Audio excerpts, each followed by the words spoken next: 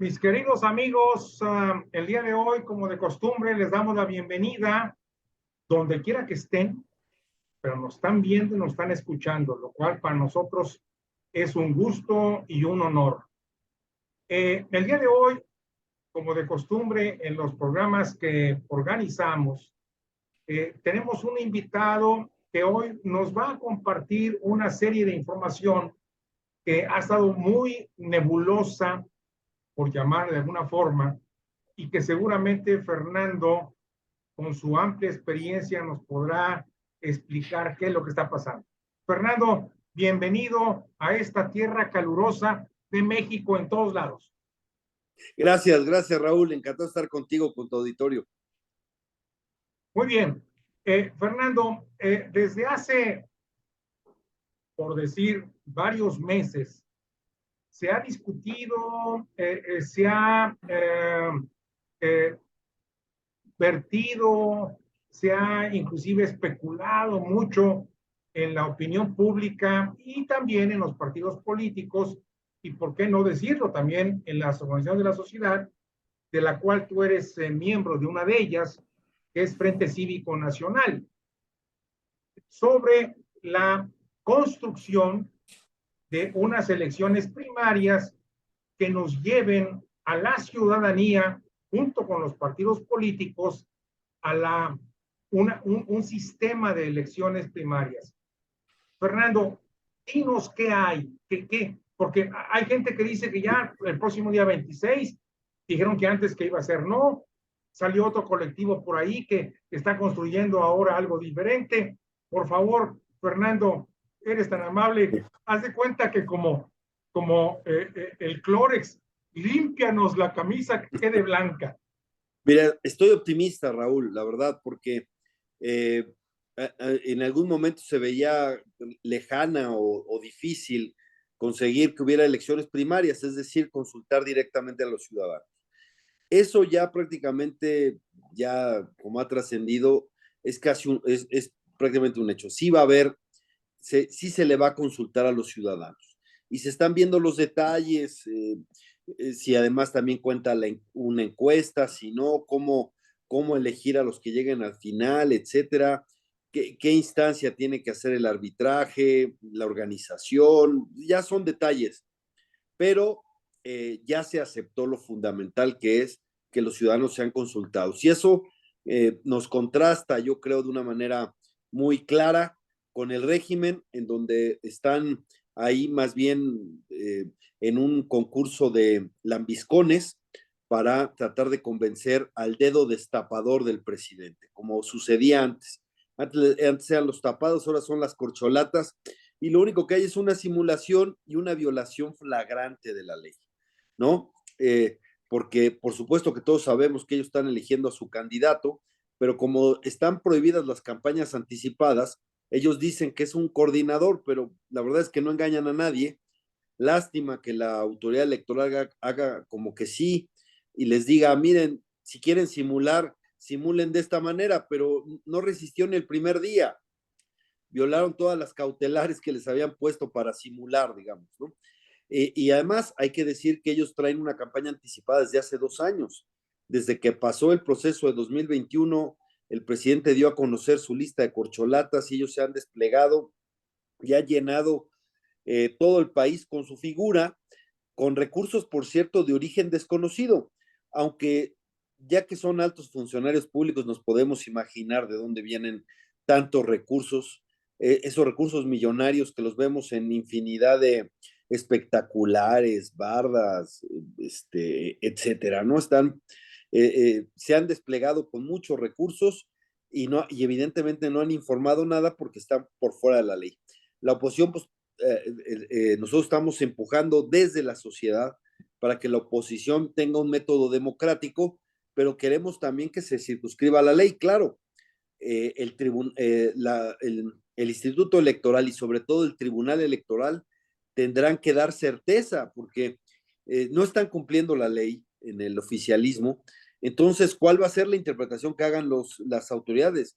¿Van a aplicarla o nos van a dar una interpretación muy laxa de eso? Eso es el tema. La verdad es que ya hay elementos suficientes para que el órgano, la autoridad electoral, cancele el registro de cualquiera de las corcholatas. Todos han violado la ley, todos han hecho campaña anticipada, todos, y que eso es una causa para anular el registro. Pero ¿se atreverán las autoridades electorales?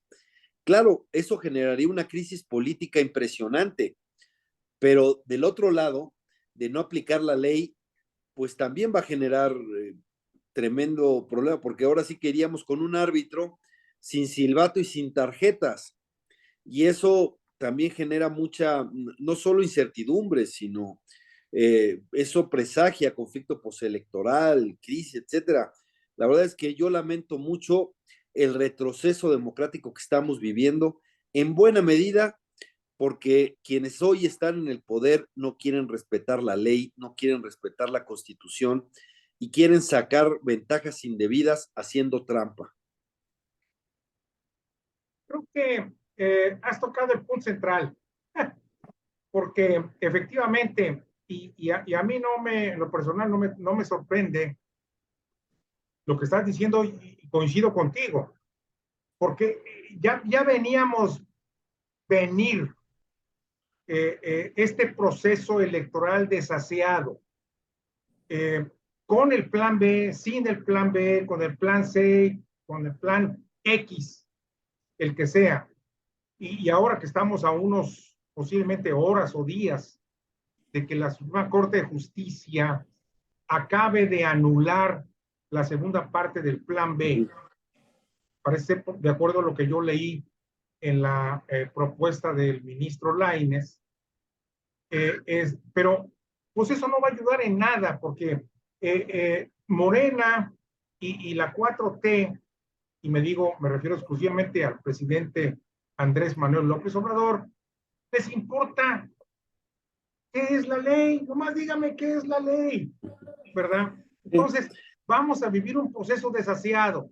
Partiendo de esta premisa, mi querido Fernando, ¿cómo le vamos a hacer los organizaciones de la sociedad para poder llevar a cabo un proceso que sea legal, que sea transparente, que sea justo, me refiero en piso parejo, y en donde realmente podamos acreditar que la ciudadanía eligió al candidato, que la ciudadanía en su mayoría, no puede ser una decisión unánime, elija al candidato? Esto es la única forma de darle credibilidad.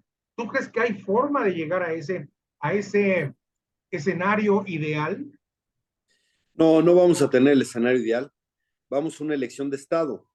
¿Qué es lo que sí No, me preservamos? Y es refiero gracias. al escenario de las organizaciones de la sociedad.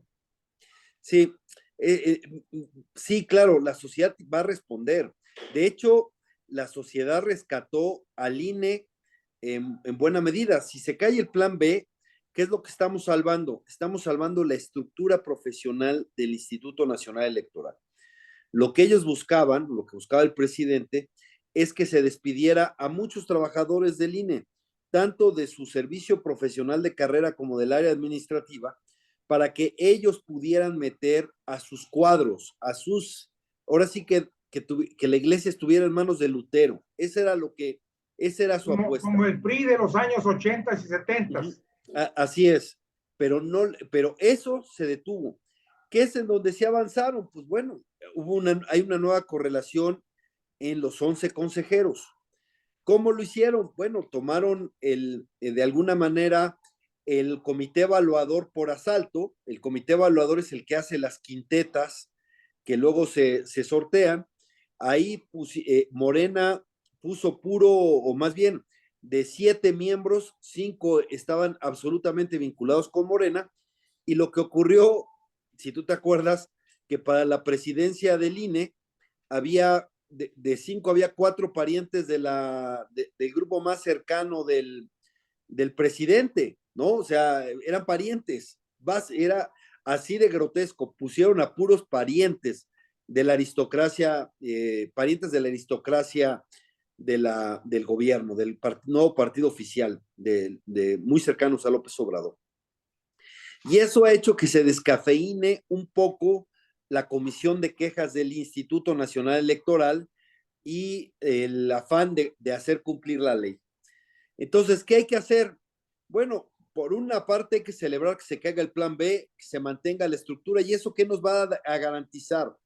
Nos va a garantizar elecciones bien organizadas donde se van a contar los votos.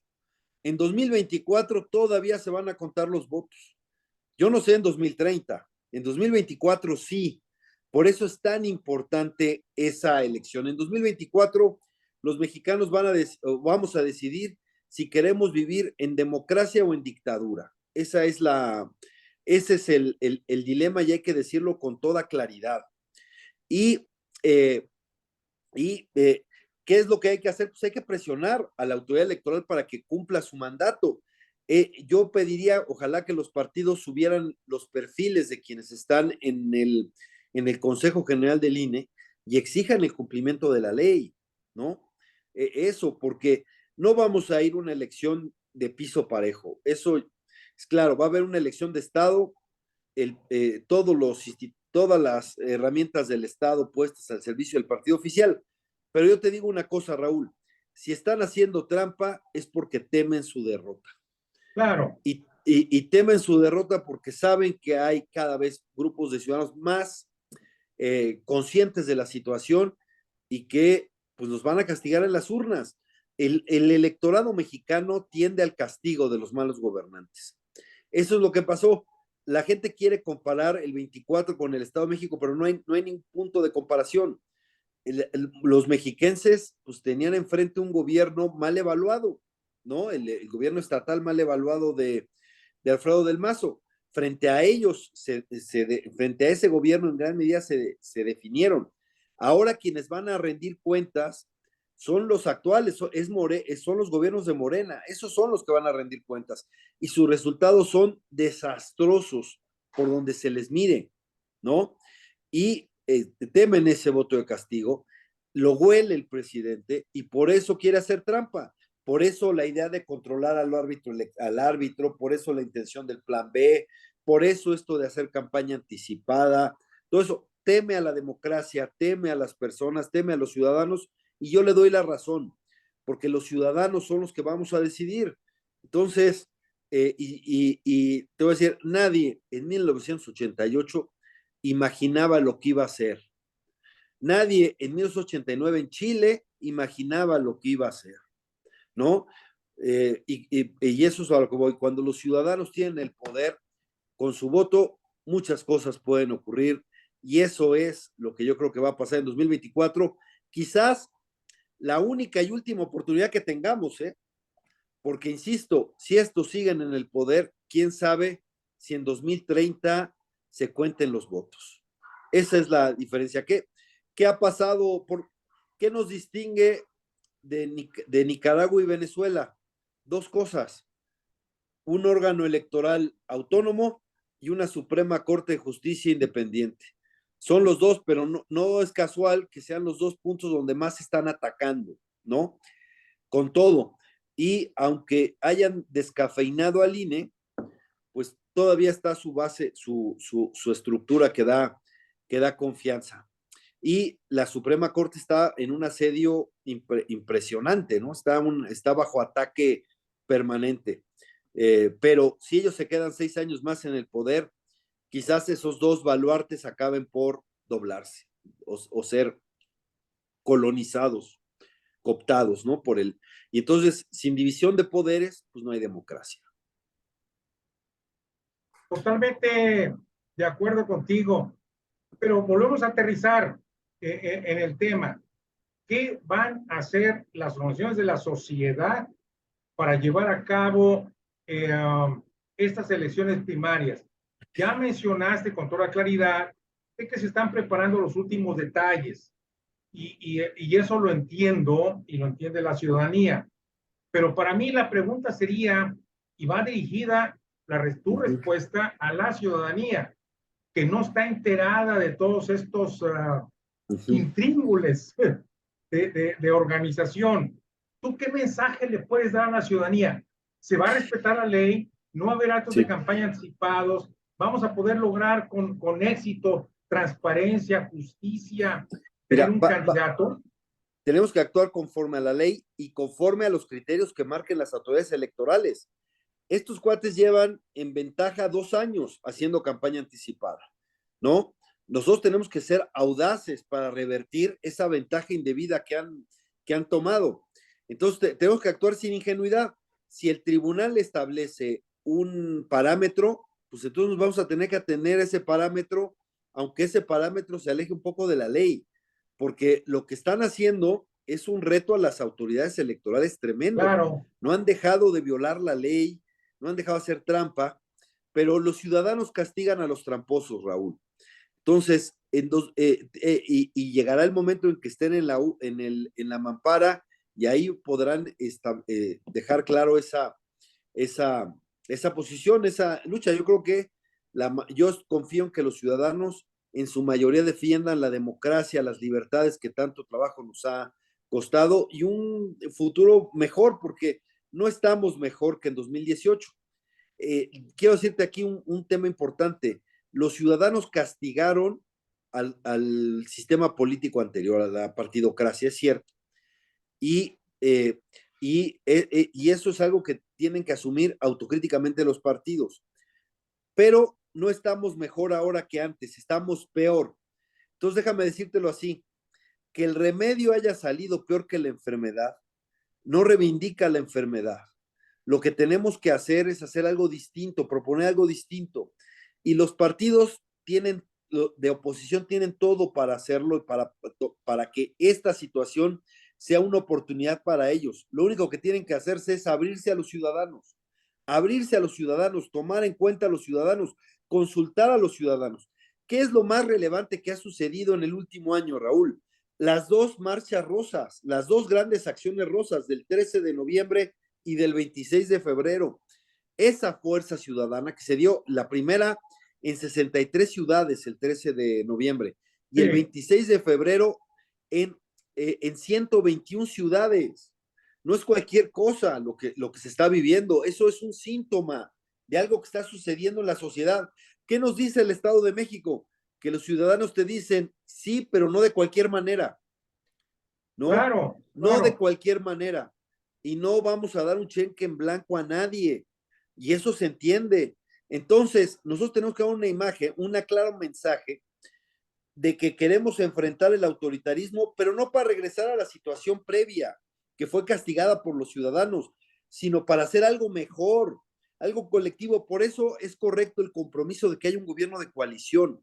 ¿Qué significa un gobierno de coalición? No es solo que sea un gobierno plural, aunque el pluralismo del gobierno es importante, sino que trabaje de la mano del Congreso, en donde hay un verdadero acto de respeto y colaboración entre poderes, no de sometimiento. Hoy el Congreso es una oficialidad de partes vergonzosa, pero imagínate que el Congreso sea el que tenga que aprobar el plan de trabajo, tenga que aprobar el plan de trabajo de cada uno de los secretarios, tenga que aprobar a los secretarios y al jefe de gabinete, ¿no?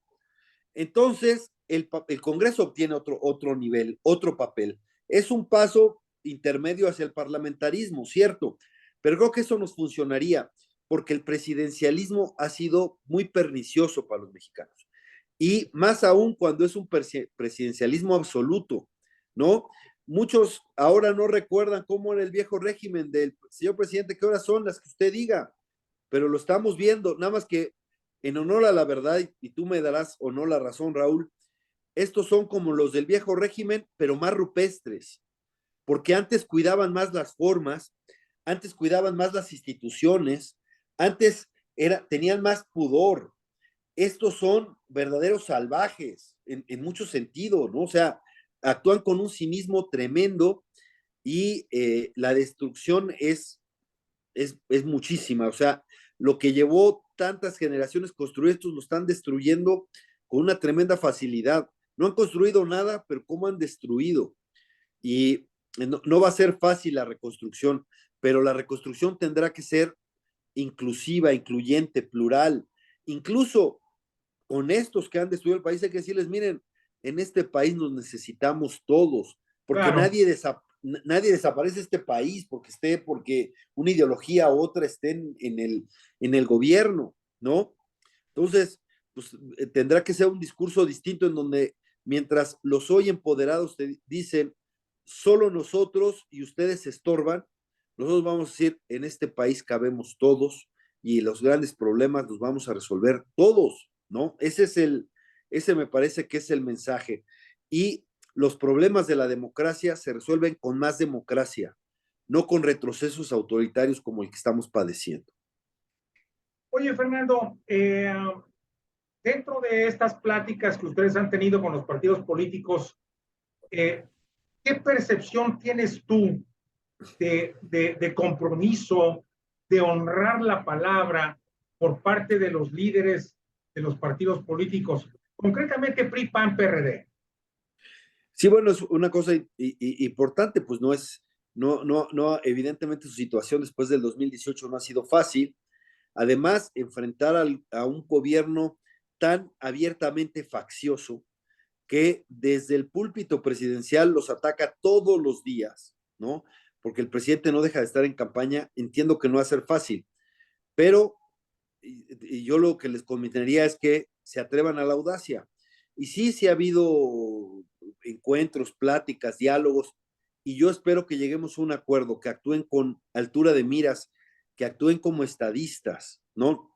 Yo sé que no, que hay una situación complicada con la sociedad y que tiene una desconfianza muy justificable, muy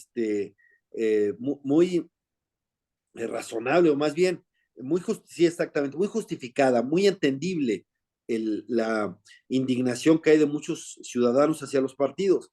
Pero yo le diría a los dirigentes de los partidos que vean esto como una oportunidad para reconciliarse con la sociedad. Esta es su gran oportunidad para reconciliarse con la sociedad.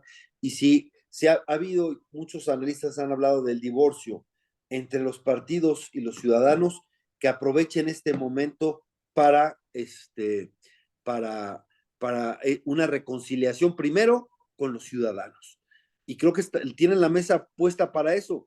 Insisto, mientras allá va una sola persona con su dedo va a decidir o quiere decidir quién es su sucesor, nosotros le vamos a preguntar a los ciudadanos, o debemos preguntarle a los ciudadanos y hacer con ellos un trabajo o hacer con ellos la epopeya de rescatar al país en un momento crítico, porque el daño no es solo lo que se ha dañado, Raúl, el daño también son las oportunidades perdidas. Y vaya que teníamos oportunidades que aprovechar. Por ejemplo, el conflicto entre Estados Unidos y China era para aprovecharlo con muchísimas inversiones en México. Y la verdad es que lo han estado desaprovechando porque no hay Estado de Derecho, y tú que vives en Monterrey lo sabes. Si no hay certeza jurídica, no hay inversiones. Claro. Por último, mi querido Fernando, tengo entendido que el día 26, o sea, el próximo lunes, se dará a conocer lo que será, vamos a llamarle una propuesta, o no sé si sea la propuesta definitiva para llevar a cabo la elección el sistema de elección primaria en el candidato.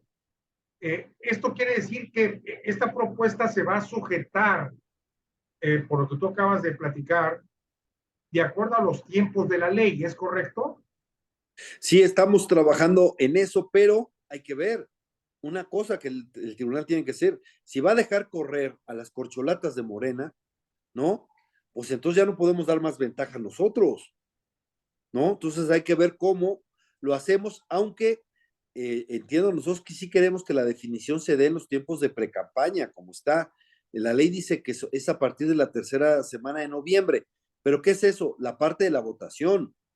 Ahorita lo que puede darse es una buena discusión de ideas en el país, que las distintas personalidades que integren un procedimiento puedan ir a dar ideas, a debatir ideas, a discutir ideas. Eso no hay problema. La discusión de ideas en una república debe ser permanente.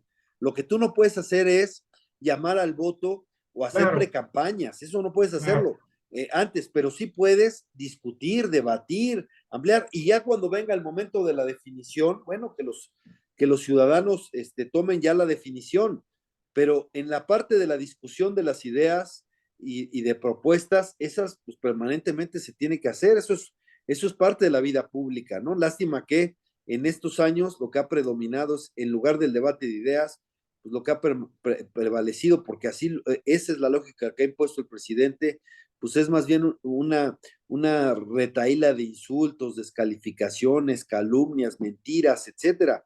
Se ha degradado el debate público como nunca que yo haya visto. Ni en el viejo régimen yo vi un debate tan degradado, tan bajo, Así es. tan Fíjate denigrante como el de ahora. fíjate qué curioso.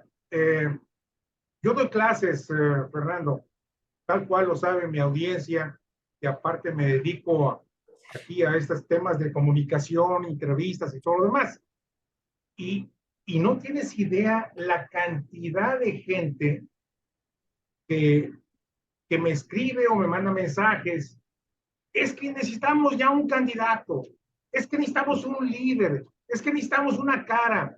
Y yo les explico que no necesariamente, que hay toda una serie de procesos y que hay una serie de opciones que tenemos que transitar y no necesariamente tenemos que hacer lo mismo que Morena.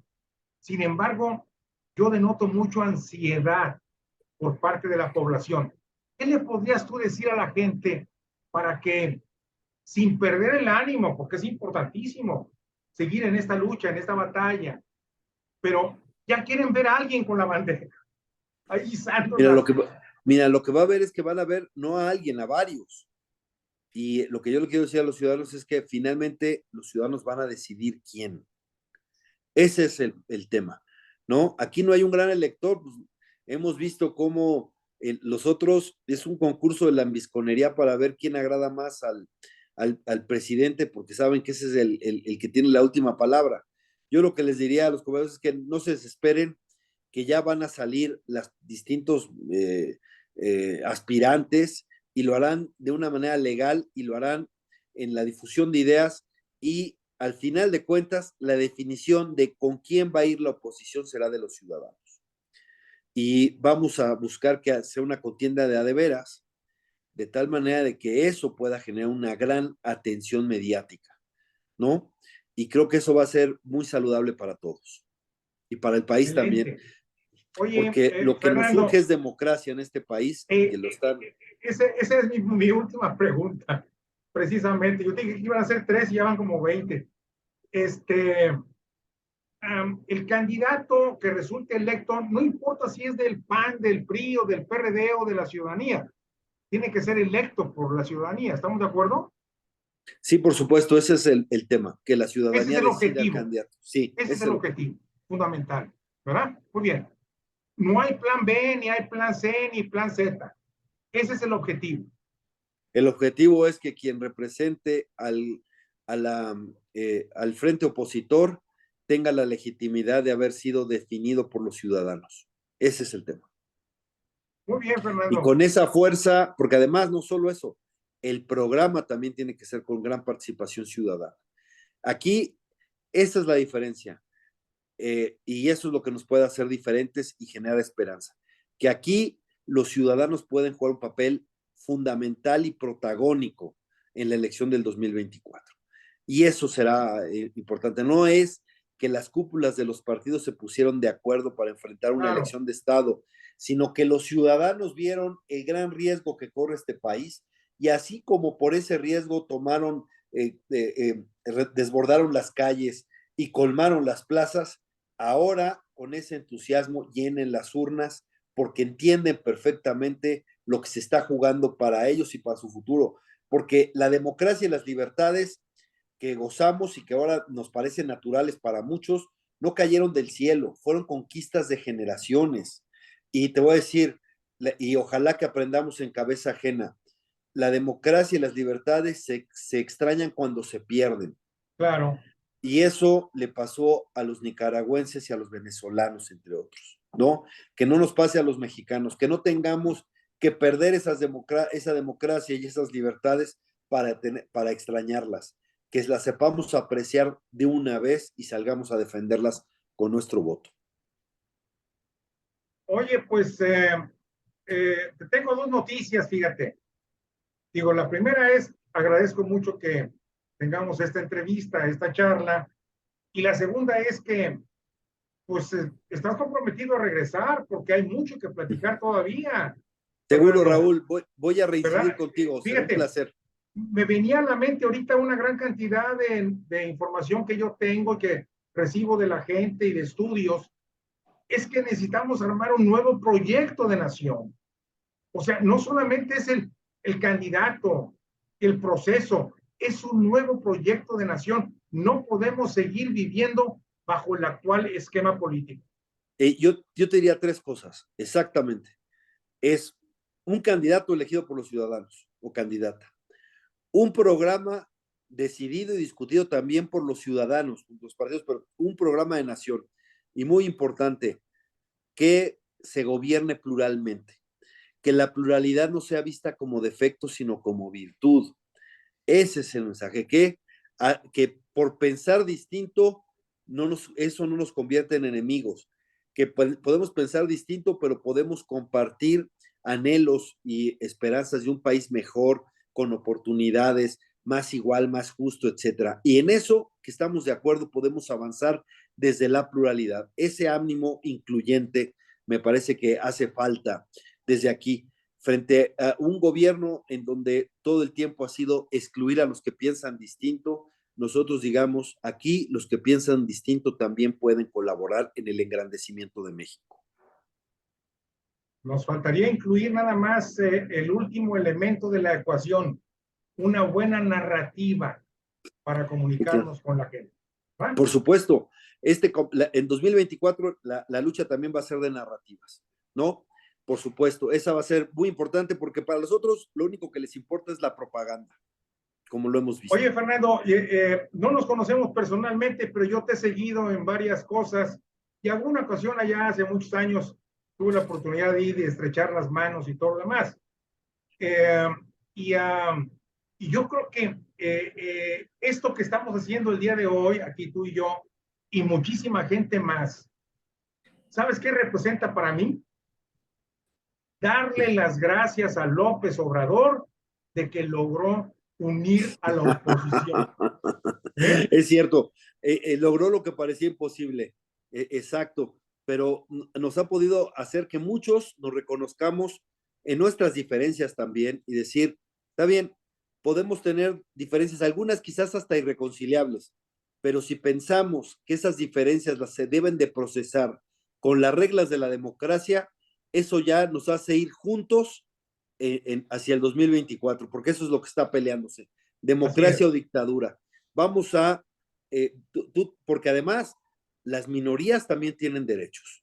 En una democracia los derechos de minorías son fundamentales. Por supuesto.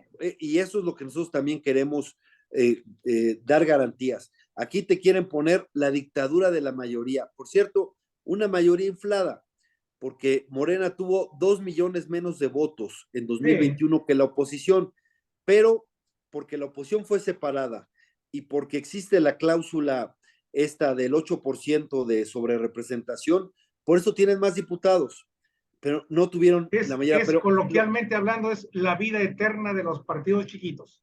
Ajá, exacto. Pero con esa mayoría artificial quieren imponer todo, como si fueran los dueños de este país, como si fueran los únicos. Y prácticamente quieren decir que los demás no cabemos en este país. Esa es la gran batalla. Nosotros decimos, aquí cabemos todos, aquí podemos decidir todos y pensar distinto no nos convierte en enemigos irreconciliables. Al contrario, pensar distinto nos genera un reto para llegar a acuerdos y salir fortalecidos, asumiendo o reivindicando o retomando los distintos puntos de vista, porque nadie tiene la razón total, nadie tiene la verdad absoluta, ¿no? Muy bien, Fernando, pues te mando un abrazo y pues quedamos emplazados para una próxima reunión. ¿Qué te parece después del día 26 para poder desglosar lo que se haya propuesto por parte de Unidos y por parte de los partidos de oposición? Seguro, Raúl, será un gusto. Muy bien, te mando un abrazo y agradecido. El agradecido soy yo, un fuerte abrazo a todos.